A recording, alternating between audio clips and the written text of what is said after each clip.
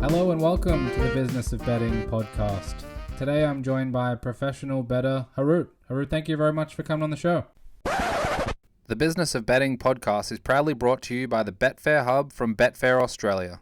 No matter where you are in the world, if you want expert articles from pro punters, from building automated models to betting psychology, check out the Betfair Hub. betfair.com.au/hub. Gamble responsibly.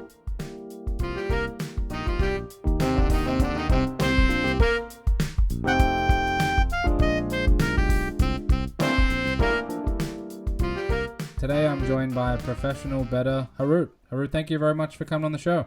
Hi Jake, thanks for having me. No, you're welcome. It's a pleasure to chat. I'm looking forward to this. It's obviously ticked over into 2021, so hopefully we have a lot of positive things to talk about, just given what many people have endured last year. But why don't you start out, tell us a little bit about yourself, sort of background, upbringing, how things have sort of worked over the years to get you into the betting world. Yeah, I mean, I've been influenced by, gambling my whole life. My dad played a lot of poker when I was a kid, so growing up, I got to see a lot of the gambling world. I was always fascinated about, poker and how it all worked. I understand that, it takes a while to get to where I am now today, but a lot of my childhood revolved around concepts of making betting decisions, thinking in logic, making good decisions, good bets. And I was fortunate enough to be involved around that. My entire family was in business. So applying similar principles to good business decision making, seeing, the success that my family had in business helped me understand and develop the principles that, are important and vital to your success as a professional gambler. So when I was 12 years old, we moved out here to Vegas. My mom's parents were living here. So when I came out here, obviously, I was exposed to even more gambling. My grandparents, enjoyed going to the casino and gambling, which was more for recreational, but what really got me intrigued into the sports betting world was, anytime, there were any boxing events, our family would get together at my grandparents' house, and my grandfather, he used to enjoy, placing, bets on, the underdogs in boxing matches, and we would all get together and watch the fights and, cheer for the underdog as we were watching. And it kind of just gave me that curiosity that I had as a young age to understand how, everything was taking place, how bets were graded, how, outcomes were decided. And it was pretty much, I was influenced by it and around it my entire life as a kid. Did you ever think that you would, I guess through those years as a kid, that you might end up involved in the gambling industry? I think a lot of people that I talk to that do this professionally, still even to this day, they talk about at family gatherings or parties or whatever, and people sort of say, hey, what do you do for a living? And they often they won't always say, yeah, I'm a professional gambler or whatever. But growing up in Vegas and spending that time there, has that made those type of interactions far easier than potentially someone who's grown up in another part of the world or grown up in a place where gambling isn't the epicenter like it is in Nevada?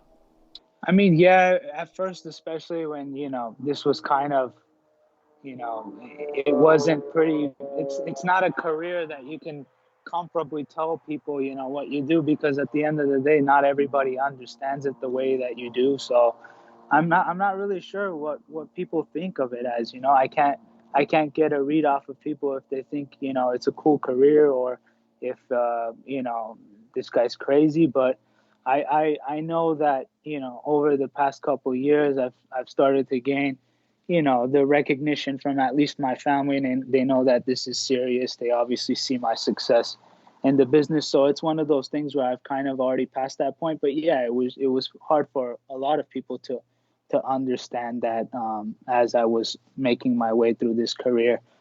As far as, thinking that I'd be doing this for a living today, I don't think anybody really thinks that when they're, especially as a kid, you don't really understand or nor know what you're gonna do. I really enjoyed playing basketball as a kid. So every time anyone asked me what I wanted to do when I grew up, I told them I wanted to be in the NBA. But here I am now betting sports for a living. And I think the one thing that I can say is I do truly believe that your childhood does influence, what kind of, path you take. If you're around that kind of that surrounding or that influence, I mean, it's going to increase the likelihood that you'll end up doing something related to that field in the future. What was your learning curve like throughout the formative years of your betting, whether it was as a recreational or moving towards trying to do it for a living and full time? Did you pick up things relatively quickly, maybe because you were in that Nevada or Vegas environment, or was it still, many books, many podcasts, many types of materials to catch up to those that were doing it full time, and that took an extended period of time? Or how do you view that part of your education in the sports betting world? Yeah, like most people, after the whole, seeing my family and these betting these boxing matches, it kind of built, my curiosity. And like I said, I always enjoyed the sport of basketball. So, when I turned, 18 years old, I was able to open up my own online account. So I was like, hey, let me, try this betting thing with my knowledge in basketball. And like most, starting off, I thought just because, I know the sport, I can beat it with my knowledge of the sport. But over time, I realized what I was doing was not the correct approach, because I was blowing my deposits away every time I'd make one. So, but I think the one thing that really helped me was that I was hungry to learn. I was curious how I can beat the game, because I knew there was a way, and I had a competitive spirit. So it was never in my nature to give up. The very few times in the beginning when I did burn through my deposits, it just it made me curious as to how I can get the information or learn or do what I have to do to become sharper and apply myself more correctly in the betting space. So I did, I signed up for a few forums, started chatting with other people in the space, reading a few books, trying to gain and absorb as much knowledge as I could.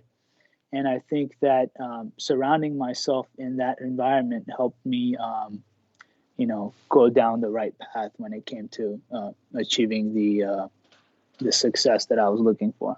Did you find that part of the process or part of your evolution challenging and difficult, or was it something that you love to learn, the curiosity in gambling and gambling games and betting markets and all the information and the flow of money and things like that was an exciting thing, and that the learning came a bit easier because it was something that you were passionate about, or was it always something you had to grind your way through?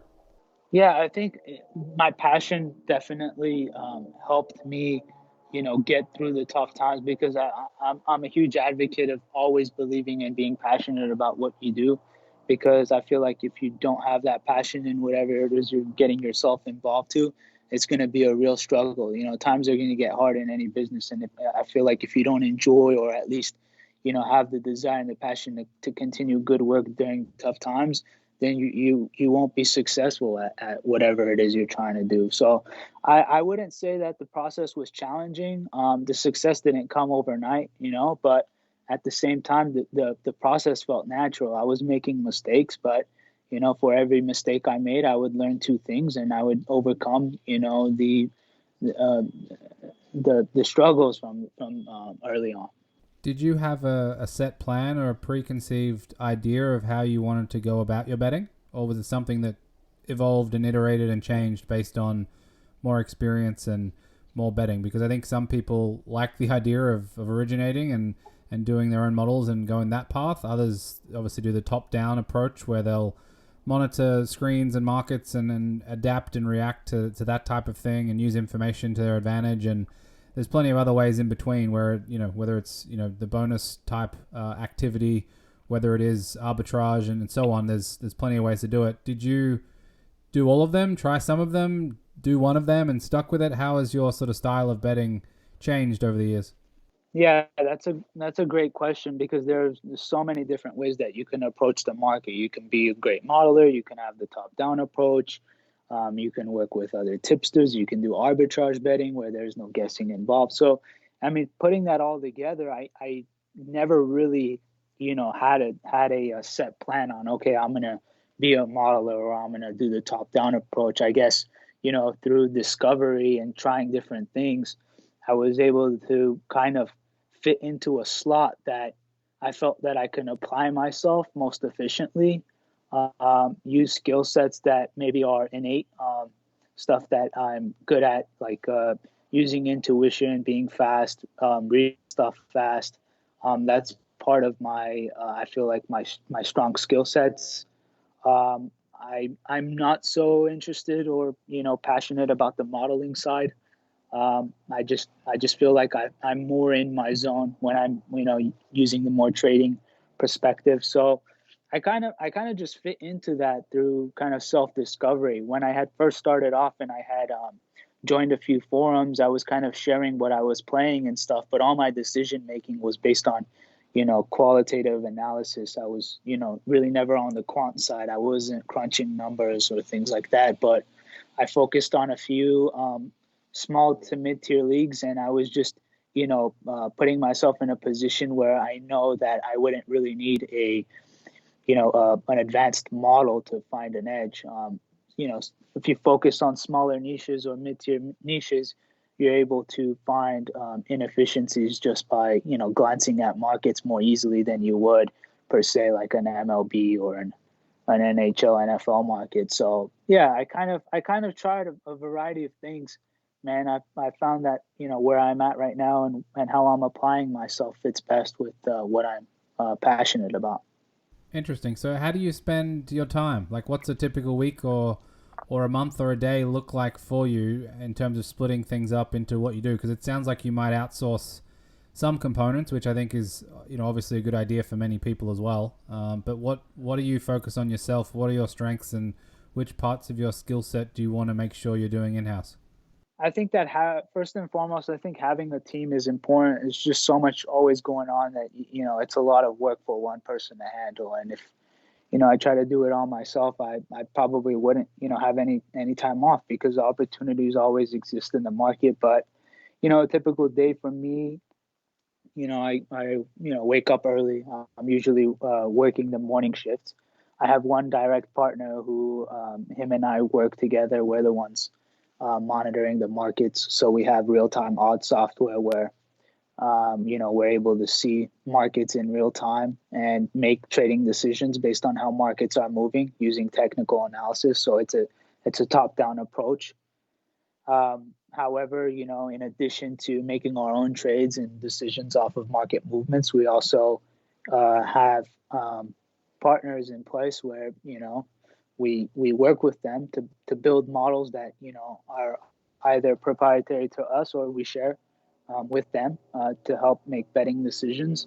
And I think that it's been a great addition to us because when we first started, we were just solely looking at softwares and the market and making our own decisions. But I feel like this game scaling becomes kind of a tough task. The betting becomes an easy thing. You know what to bet on, but getting the bets down it becomes harder than the betting itself. So I think branching out and adding additional resources to our team and personnel that can help us make a dream team has helped us expand our reach and see more success.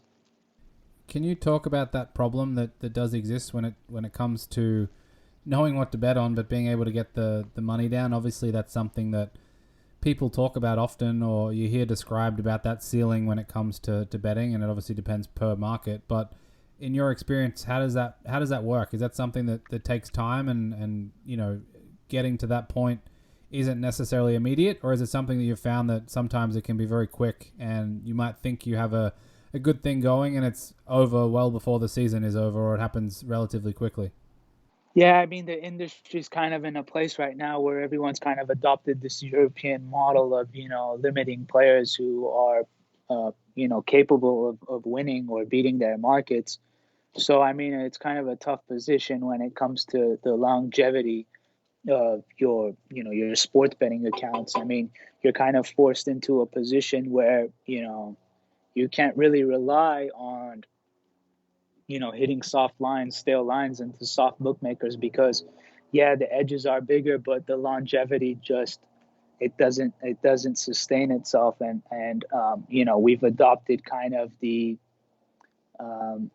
skill sets to be able to be faster and quicker and bet into sharper markets, places where welcome our action, such as like Circus Sports.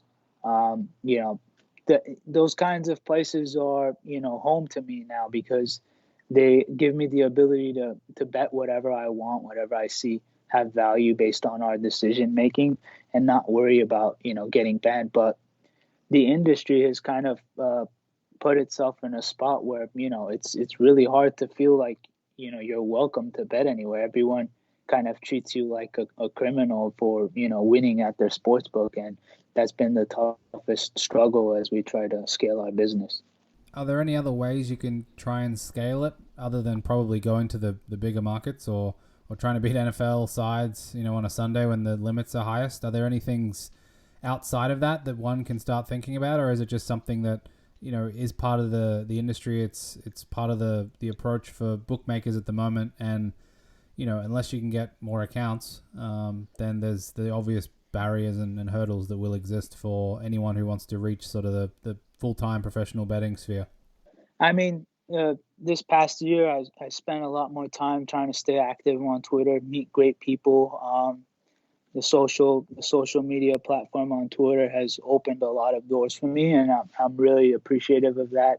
I think that where there's a will, there's always a way, because we've tried to do as many things as possible to put ourselves in a position where we can acquire as many resources as we can to to make more bets and help also others benefit off of it too. So I spent a lot of time this year trying to reach out to guys, help them out with any questions that they have, and it's thankfully led to partnerships where we can bet along with other people and earn money together. So I mean, sometimes people are bringing us accounts that we can share, and it has helped us at least increase our ability to get certain bets down that we couldn't otherwise.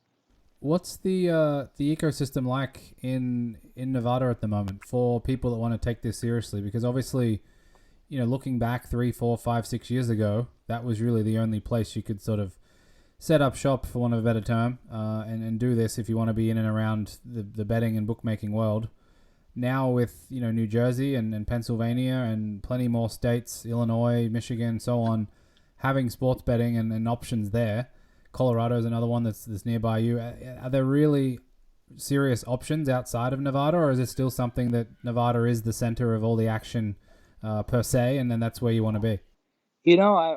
I've asked around, but I'm still yet to discover the answer myself, because there's just things are moving fast, and a lot of different cities and states are catching up to Nevada. So I haven't really had a full experience to test it out myself and be able to say which is better than the other. I mean, Nevada for the longest time has been the epicenter of betting, at least in the U.S. But other places are catching up, and it's giving me ideas to see what it would be like betting in other states. I don't know if I see myself being in Nevada forever, because with the landscape of things in the betting industry, anything is going to be possible in the upcoming years. We're still yet to see what gets added, what different states do, how the structure is set up everywhere across the United States. But as of right now, I'm still calling Vegas home for now. I mean, if anybody wants to start professionally, I wouldn't necessarily say Nevada is required as it was before, especially if you're here in the United States. There are plenty of options. I just don't know personally how those other states are, because I haven't tried them myself, but I am looking at a few other places right now. Interesting. Yeah, it seems like as things change, even like Circus Sports, who you mentioned before, I believe they're now in Colorado as well. And who knows, in this time next year or the year after, whether there'll be more, broadly across the United States as well as potentially other betting options for yourself and groups like that who want to be able to get more money down. So it's going to be one to watch, and I think it's funny because plenty of places around the United States you go, there's always some culture of betting in some form. Sometimes it's more of a local presence when it comes to the old school ways of doing things. And I think now, as we're seeing more states come to life with sports betting and betting operations, you're seeing a few other spots pop up as maybe places in the future that'll be interesting from a betting point of view. I've done a little bit of research lately, so it's interesting that you asked that. But if I were to take a wild guess based on the research that I've done, I think Colorado is an interesting spot to me because uh, they have a good diversity and variety of odds originators out there, and with sports books like Circa being positioned there, I think it's a really good it's a really good sports book to have pegged over there for a professional sports bettor. And I think that secondary to Las Vegas, I think Colorado might be an interesting spot for me, considering what they have to offer there. Are you finding there's more and more people moving up towards full time betting, at least in your interactions and building out your network and community of people in this space? Is it something that you see more people are being added to, or is it much the same as it was, this time last year or the year before, where it is kind of a set limit amount on the people that are going to be doing it, and you can't just keep adding more and more people, even if more states are going live and there's more betting and bookmaking happening in a lot more US states now? I think that the awareness for the industry is definitely expanding. I mean, that's inevitable because now there's a bunch of advertising going on. Games are being, professional games, like for example in the NBA, are being sponsored by these sports books, and they're mentioning player props in the game, what the over unders were. So I think that there's definitely a lot more awareness, but I don't know if there's a correlation between the awareness and ratio of successful to unsuccessful bettors. Regardless of how much one person knows, it's still a tough industry to get into, and I've met a lot of people in the space, and I know that there are a lot of sharp guys out there. But then there is also a lot of people who are just coming into the space and want to learn, which I think is a great place to start. I think being curious and having that desire to learn and put in the work will determine how successful certain bettors can be in the space. Can you talk a little bit about bankroll management and capital management in this day and age? Obviously, with most people having more than one betting option, if not into the double figures when it comes to different bookmakers and operators, as well as partnerships and groups being formed and outsourcing certain things. It's a bit of a different world now than it was sort of decades ago. When people talk about those old days, it was pretty much whatever was in your pocket or under your mattress was kind of your bankroll. But now it's totally different with just the digital economy and the way the digital world works with that sort of thing.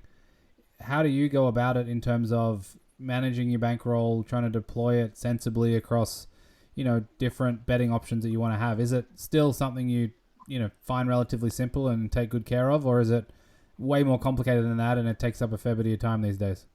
I mean, as I think your operation gets bigger, for example, for us, the more partners that we work with and the more accounts that we have, obviously, balancing everything out and knowing where you're sitting at with certain accounts, how much is in one account versus the other, and how much we've made in one sports book. I mean, it becomes a task. It's one of those things where Sunday nights, after all the games are done, I feel like I'm spending more and more time each week trying to get it all right and organized. But yeah, it's one of those things where you reach a certain point, you're gonna have to set some time aside every week to do your figures and see where everything is positioned, so you can balance everything out accordingly. Of course, if you guys listening to this are trying to get into sports betting, bankroll management is obviously such a vital part of this business, and you want to do it adequately. And the best thing that you can do is, of course, give yourself an opportunity to be able to shop different sports books for the best price. And with that being said, you're going to have a little bit of money set positioned across different sports books, and it's your responsibility to kind of try to gauge how much you need in each account. For example, if I know that my limit at Circus Sports, for example, on an NFL game, if I need the liquidity, I can get, $50,000 down on a game, which is really respectable considering how the industry has gone. So I'm probably going to keep a lot more money there than I am in any other sports book in Las Vegas, just because I have the ability to utilize it more effectively. So it's just one of those things where you have to be cognizant of how much your limits are, and probably set more of your bankroll in those accounts if the limits are higher as opposed to ones that have smaller limits. So tell me about 2021, because plenty of people like to talk about a lot of the challenges that exist, a lot of the hurdles and barriers to getting money down, getting and keeping accounts, and all that type of stuff. But I'm guessing there's also plenty of exciting things going on with so much sport to bet on that's definitely going to happen, and also plenty of bookmakers offering the different betting markets. Is it something that excites you, that you're looking forward to getting stuck into, whether it's more NFL playoffs and Super Bowl through to March Madness and then baseball and basketball seasons, or is it still a grind and it's still it's still work and you got to get through it? I think what excited me the most, when the pandemic hit in 2020, I think it forced us to be adaptable, because it's in the beginning or middle of March, and sports, the entire market goes on a pause. There's nothing to bet on, and me and my partner talked. We're like, what are we gonna do? What are we gonna do? We decided, okay, let's take a few days off, see how everything is going. Maybe sports will come back in a week or so. That didn't end up being the case. So we had to look for other outlets, other areas where we can, find an angle or an edge and apply ourselves, using the same principles of good value betting. And we realized that, hey, the only thing that we can bet on is table tennis, or so where are we gonna where can we find the information or the edge that we're looking for to be able to do this profitably? And I think that just having that characteristic of being hungry and willing, and putting yourself in a position where you're always looking to do what you can to make the best of the situation is important. So I think transitioning from that pandemic and learning how to be adaptable and going into 2021, the thing that excites me the most is I know now that no matter what kind of a curveball is thrown at us, we can always find a way to hit it. And I think that 2021, the thing that I'm most excited about is diversifying our portfolio when it comes to sports betting. Before we were just focused on the major sports like college basketball, college football, and some NFL, NBA, and baseball. But this in 2021, I'm excited to expand into other things because I know that there is profitable opportunities everywhere. So to go back on the question about scaling, our business and finding it difficult, just putting yourself in a position to have a variety of opportunities across different sports and trying to find an angle or piece of information that can give you, positive expected value bets. And I think that it's a great way to expand your business. Yeah, that's fascinating, because I've certainly seen, at least from the outside looking in, that people in the sports space that no longer had sports to bet on might have been looking at things like the stock market. And I'm not sure how viable that is for many groups or many individuals that typically bet on sports. I don't know what the transition time looks like, but it sounds like it's at least worth considering for someone like yourself that is curious and hungry and wants to continue down that path of making money and good value bets. Was that ever something that you considered that was outside, obviously, the sports space? I think we definitely looked at other options as well. I think the biggest variable that kind of kept us from going, you know, too deep into a different path was we weren't sure when things were gonna, come back. So it was kind of, we didn't want to, pull money out of all of our accounts, go do something else, and then try to, get out of a position. If we go and invest in a real estate, for example, or even, do stocks. One, it's a learning curve. I'm not a master of all trades, so it's going to be one of those things where I was going to go and spend a couple months to try to figure it out, and then put the money towards it. If I go and invest in a real estate, it's not so liquid, so I can't just put my money into something and then take it out when sports come back. So it was just about kind of finding a perfect balance. I think the one thing that I tried to make sure that I wasn't doing was not being optimal with my time. I think that in situations like this, another big takeaway that I had was, don't underestimate like the power of investing time to obtain knowledge as well. Like, your money doesn't always have to be, um, working for you. Of course, it's important, but in a time where like a pandemic hits, you don't know what the financial situation is going to be like in any market. I mean, it's one of those times where like you maybe don't even want to be putting your money into anything because there's just so many uncertain variables. Of a situation like this hasn't come up in such a long time, and where you're kind of hesitant to make any kind of commitment like that, especially when you've worked so hard to build your betting business up.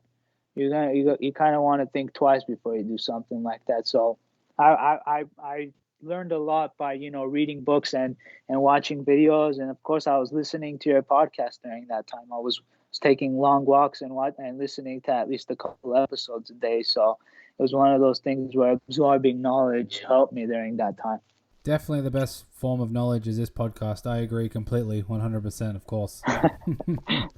No, that's interesting because even some people talk about not necessarily stock market, but even poker is often one of those ones that crossovers a lot with sports, or maybe not as much casino advantage play or card counting and stuff like that. But poker is one, and I get the sense that perhaps things are shifting a little bit, and maybe not in 2021, but I think eventually we might have a position where we have pooled liquidity for some poker games in the US, which might be interesting, especially if we get to a point where it's 5, 6, 7, 8 different states rather than just a single state option. That might be something in the future that allows diversification for people with skill sets to be able to at least look into it and then decide if they can continue their business that includes both sports and something like playing poker.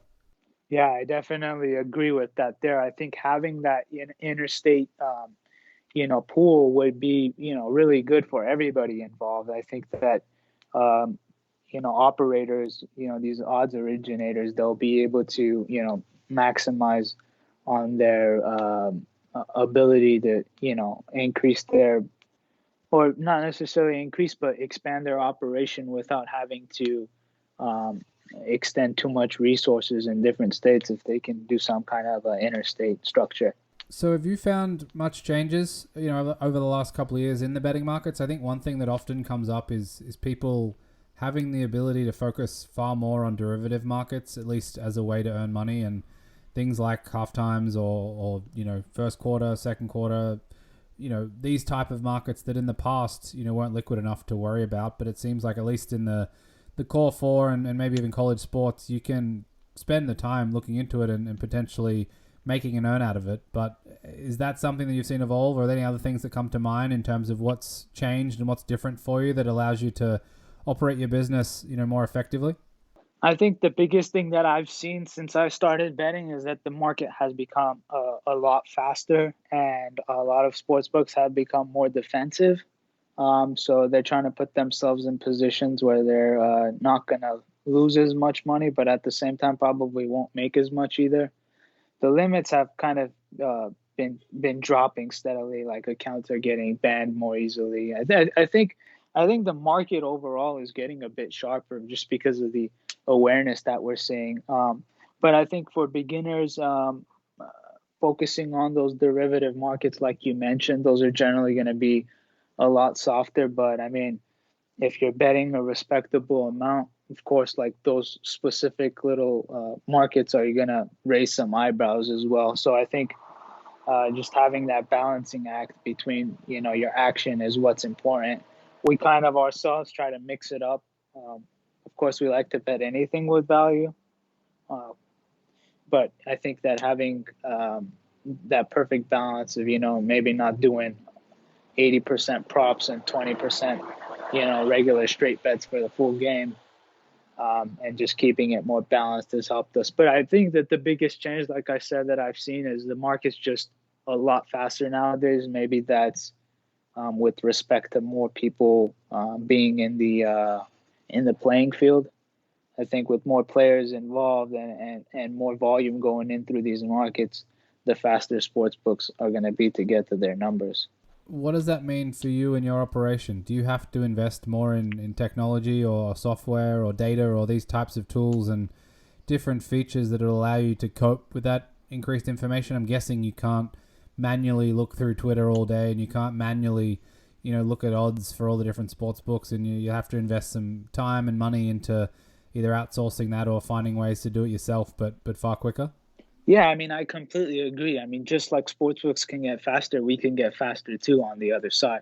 So I think the trend right now is all about automation and having things set up so that they can, like, certain processes can be executed for you. So I think just having even just having a team that just focuses on automation um, is important. Like, my job, my responsibility is to trade and make good betting decisions. But if I tried to do everything as my business growth, it would be hard. But I can tell you that one area that we're really interested in right now is automation and having certain processes be executed for us without having to do it manually ourselves, because it's a lot of work to do that. So I want to talk a little bit about non-betting stuff and just sort of the balance, because I think a lot of the time people are very active in their betting, in terms of like 14-hour days, and you think of a college football Saturday or NFL Sunday or a college basketball, some of those long days, like it can get tough. It's a real grind, and the baseball season's a grind, like a lot of these examples where it is tough to be switched on all the time. Do you have a plan around non-betting activities or meditation or some of these types of things that have helped you get through an entire season, entire year, entire month or quarter or whatever it might be? Yeah, these are all important things that you're mentioning right now, because I asked a question the other day on Twitter, like, what's one thing that you would like to improve on as a sports bettor in 2021?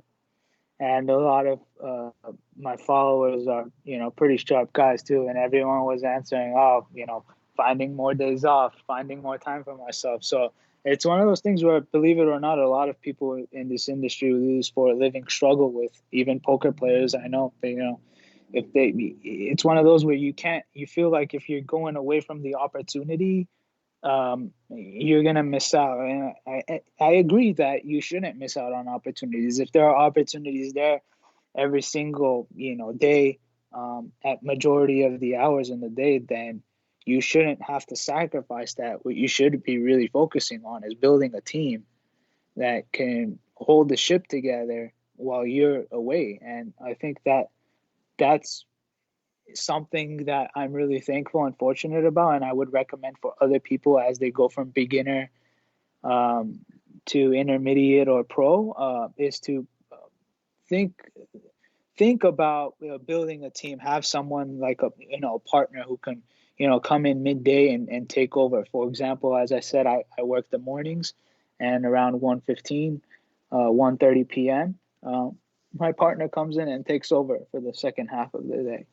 And it's one of those things where it's worked out really well for us, because we get coverage from 5:45 in the morning until 8:45 p.m. And if I did that all myself 7 days a week, it just wouldn't be sustainable. So when I'm done for the day, I log off, take some time for myself, have some lunch, get some kind of activity in, spend some time with my wife, of course. And I think just having that balance and spending yourself some time on other things outside of betting is super important. It gives you that reset point, gives you that ability to refresh the mind and put yourself in a position where you can kind of sustain this long term. And a few more points before I wrap up my answer, because I'm really passionate about helping new people come into this industry and do it the right way. Having a partner, yes, you are gonna have to compromise and come to an agreement in terms of sharing profits and things like that. But one thing that I can tell you is that this business is not always so easy when it comes to dealing with downswings or tough months or even certain betting decisions. I think having a partner keeps you accountable to always make the best decisions possible and give you that perspective to challenge yourself and say, all right, I have someone that I have to make sure I'm keeping my standard up for. I want my partner to be proud of my decision. So it helped. I feel like it's helped me perform a lot better when I started doing this business with my partner. You're just able to stay more disciplined, more focused, and success is, I feel like, comes more organized if you feel like there is a greater purpose. Yeah, it is an interesting one because it's often left behind in some of the discussions, or you always hear about the glory or you hear about the high points, and like you said, there's going to be low points, and I'm guessing it's far better to endure those low points with someone else, not only from a capital and bankroll point of view, but I think just from an emotional point of view, because a lot of the good advice, unfortunately, around sports betting is taking the emotion out of it, whether it's building a model and not having any bias, or the way you're betting and watching games, try and do it as objectively as possible. And a lot of those themes around taking away the emotion and taking away subjectivity often doesn't match very well with other areas when it comes to sports betting as well. So it's an interesting point that certainly doesn't come up very often. Yeah, that's right. One last area I wanted to talk about was just having those downswings, and it's easy to say like, oh, you have a downswing and whatever, but actually going through it and questioning what you're doing, questioning how you're doing it, looking at your bank balance going down and comparing it to previous winning seasons and all that type of stuff, it mustn't be that simple for you. So I don't know if you've found any ways to cope through it, to work even harder, pull back a little bit, take the rest of the season off, or continue to forge ahead and know that the variance will swing the other way as well. Have you found different ways to cope with that part of the business? Yeah, one. I every time we're going through a period like that, it's always important to never lose sight of the positive things that kind of got you in the position got you in the position of where you're at today. I think going through down patches like that, the mind naturally starts to deviate towards doubt and over analyzing certain things. I mean, we can be doing almost every single thing right in the trading room and making the best decisions possible, but that doesn't necessarily mean that it's going to lead to the best outcomes. There is variance involved in this business, and there can be variance involved in anything in life. So I think just setting realistic expectations and never getting too high over a good stretch and not getting too low over a down stretch is equally important. And I always remember I was on a walk one time when the pandemic hit, and I was listening to one of your episodes. I can't recall who it was, but he was a mental coach, and he always said, like, you should always set goals that you can set goals that you can control. You shouldn't be setting yourself with goals that you can't control. So I can't really control how my profits are going to turn out for the month. So I can't say my goal is to make 300,000 this month or any other amount for that matter. It's just your goal should be setting stuff around things that you can control, things that are in your ability to alter. And I think that having that mindset has also helped me a lot through tough times. Yeah, no, that's a good point. It's something to always come back on in terms of adapting those goals and making them, challenging but achievable, but also, like you said, you don't want it to be tied to something that is out of your control, especially if something like a pandemic comes along, there's no sports to bet on, then it makes it tough. But one final one for you, and I certainly appreciate you coming on at the time. I wanted to just ask, when people reach out to you and want to chat about these types of things, obviously living in Nevada and working in the sports betting industry, it's a unique spot for people to look up to and hopefully get to that point in their sports betting career, let's say. What type of advice do you have for those people? And if there are people like that out there, what's the best way for them to reach out and maybe ask a question or get your thoughts on some things that they're trying to do? Yeah, my inbox is always open on Twitter. So if you guys have detailed questions or, detailed questions that you want to go over that are personal to your own betting, you guys are always more than welcome to reach out. I will eventually get to them. I do get a lot of those, but I'm more than happy to help at any time. But I think a general piece of advice that will be a good takeaway for you guys is if there's something out there on your mind that you're curious about or you're wanting to try, I mean, don't hesitate. Just give it a try. I mean, you don't have as much to lose as you think. I think that just wasting that time and not applying yourself immediately every time you have an idea, I think you are, pushing yourself back. If there's something that, you're curious about, passionate about, try it. See if it works out for you. See if you like it. See if it can be, something that you see yourself doing in the future. One thing that I always stuck by was never being afraid of failing. I always had the mindset of I'm going to do this and I'm going to try to achieve. If it didn't work out, it didn't work out. But I think trying and applying yourself over and over again, you're inevitably going to find something that you fit into perfectly, and you can do so with great success and apply yourself to the best of your ability. Awesome. Well, again, appreciate the time, Harout. It's been fun chatting, and I think plenty of sage advice for those looking to get into the space, but it's also fun to catch up on some other stuff. So thanks for coming on the podcast, and I hope we get to do this again soon. All right. Thank you, Jake. I appreciate your time.